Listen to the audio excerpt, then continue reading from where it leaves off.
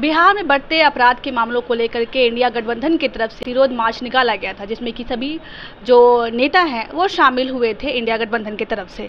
और इसी सब तमाम मुद्दों पे बात करने के लिए हमारे साथ जो है MLC उर्मिला ठाकुर जी हैं, उनसे पूछेंगे ये जो प्रतिरोध मार्च निकाला गया है इसका क्या फ़ायदा होगा, क्योंकि लगातार आप लोग 2-3 दिन से इस तरह की जो पुतला दहन कर रहे हैं, प्रतिरोध मार्च निकाल, ये सिर्फ इसलिए है कि किसी नेता के पिता की हत्या हुई है या आम जन के लिए भी कोई दिल में आप लोग सहानुभूति रखते हैं? नेता के पिता भी एक आमजन ही हैं और नेता के पिता के साथ साथ आम जन भी असुरक्षित महसूस कर रहे हैं। उसके आए दिन कब किसकी हत्या हो जाएगी किसी को पता नहीं है, क्योंकि सरकार जो अपराधी आज बेलगाम हो चुकी है और सरकार फेल हो चुकी है। सरकार जो है चरण वंदना में लगे हुए हैं पदाधिकारी को कि चरण वंदना कर रहे हैं, तो इससे साबित होता है और संविधान ही नहीं शर्मसार हो रहा है, पूरा बिहारवासी शर्मसार हो रही है कि जिनको जो 3rd नंबर की पार्टी जिनको विपक्ष में बैठने के लिए के किन प्रकार सत्ता में आकर के और आम जनों को हत्या करवा रहे हैं, तो कहीं न कहीं सत्ता संपोषित अपराधी है और जो बेखौफ होकर के भयमुक्त होकर के खुलेआम घूम रहा है और कहीं किसी तरह का अपराधी को डर और भय नहीं है। और सरकार का इकबाल ख़त्म हो चुकी है जो चरण वंदना कर रहे हैं और फिर भी इनका पदाधिकारी इनसे सुन नहीं रही है। इससे साबित होता है कि अब सरकार चलाने लायक नहीं है। माननीय मुख्यमंत्री जी, आप इस्तीफा दे दीजिए और जनता को इस तरह से आप तबाही नहीं कीजिए, क्योंकि पूरे राज्य में अराजकता की स्थिति उत्पन्न हो गई है। लोग भयक्रांत है। आप राज्य के लोगों का अगर विकास नहीं कर सकते हैं, बिहार को न विशेष राज्य का दर्जा दिला सकते हैं, न विशेष पैकेज दिला सकते हैं और जनता की हत्या करवा सकते हैं, तो आप इस्तीफा दे दीजिए ना, चूँकि गृह मंत्रालय आपके पास ही है। 3rd नंबर की पार्टी किसे कह रहे हैं? माननीय नीतीश कुमार जी को, क्योंकि जनता का जो मैंडेट आया उसमें वो तो 3रे स्थान पे हैं और मिल करके ये सत्ता कुर्सी को मान गए थे। नहीं, किंग मेकर नहीं, किंग कुमार की जरूरत तो सबको मेकर, किंग मेकर उनको कहा जाता है जो किंग बनाते हैं। किंग मेकर का मतलब होता है किंग बनाने वाले लोग, लेकिन ये किंग तो बनाते नहीं है, खुद किंग बन जाते हैं। किंग बनाते नहीं है। किंग मेकर कभी बाबू लालू प्रसाद हुआ करते थे जो HD देवगौड़ा को प्रधानमंत्री बनाए, इंद्र कुमार गुजराल को बनाए, VP सिंह की सरकार में रहे, तो किंग मेकर उनको कहा जाता है। ये किंग मेकर नहीं है, ये किंग खुद बनते अपने कुर्सी के लिए। कुर्सी कुमार हैं, अपने कुर्सी के लिए किसी भी हद तक ये जा सकते हैं। ये साबित हो गया है कि ये सिर्फ और सिर्फ कुर्सी की राजनीति करते हैं। जन सरोकार के सवाल पर ये मौनी बाबा हो जाते हैं। आज अपराध के मामले में मौनी बाबा बने हुए हैं।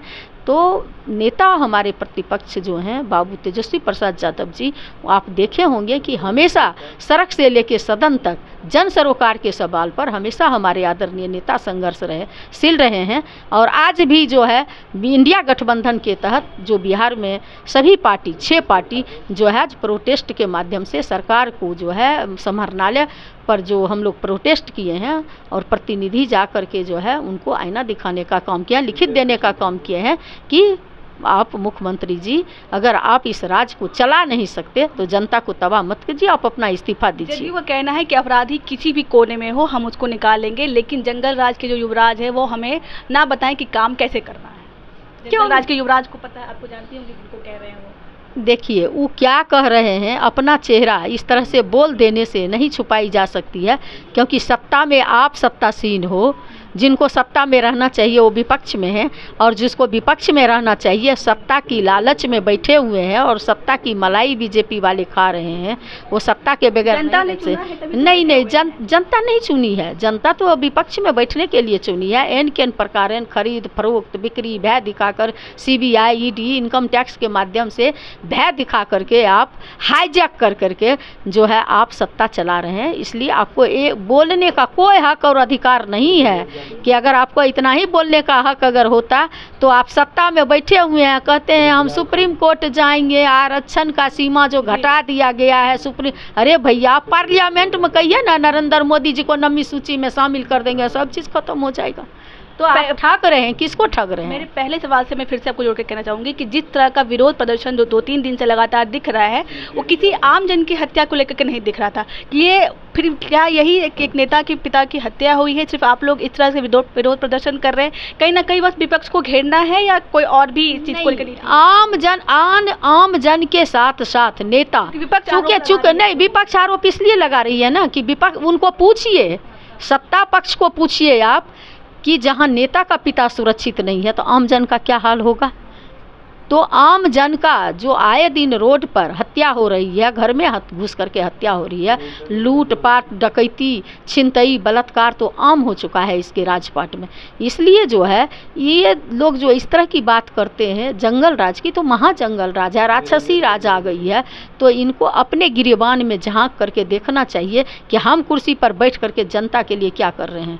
जनता को आप सुरक्षा नहीं दे सकते तो आप इस्तीफा दे सकते हैं। यह इनकी नैतिकता नहीं है, न नियत है, न नीति है, इनके पास कोई नैतिकता बची है, क्योंकि इनका इकबाल खत्म हो चुका है। इसलिए इनको गद्दी पर एक पल भी बैठने का कोई अधिकार नहीं है। सिवाय आंकड़े दिखाने के अलावा आप लोग क्या एक्शन लीजिएगा? और बिल्कुल, जो हम लोग को संविधान में विपक्ष में होने के नाते जो संविधान में अधिकार दिया गया है विरोध प्रदर्शन का, हमने जनता के जन सरोकार के सवाल पर सड़क से लेकर सदन तक मांग को रखते रहेंगे। जब तक सरकार जो है अमन चैन और शांति बहाल नहीं करती है, जब तक सरकार जो है अपराधियों को संरक्षण देना बंद नहीं करती है। चलिए, तो हमारे साथ जो है उर्मिला ठाकुर जी थी। इनका कहना है कि बिहार में जो आपराधिक मामले हैं उस पर कहीं ना कहीं नीतीश कुमार कोई एक्शन नहीं ले रहे हैं, शांति से बैठे हुए हैं। बाकी बात करें बिहार की, तो बिहार में अपराध से त्राहिमाम मचा हुआ है और कहीं ना कहीं ये जो है सरकार के लिए चिंता का विषय है। बाकी आपकी क्या राय है, आप कमेंट बॉक्स में जरूर बताइएगा। तब तक के लिए धन्यवाद।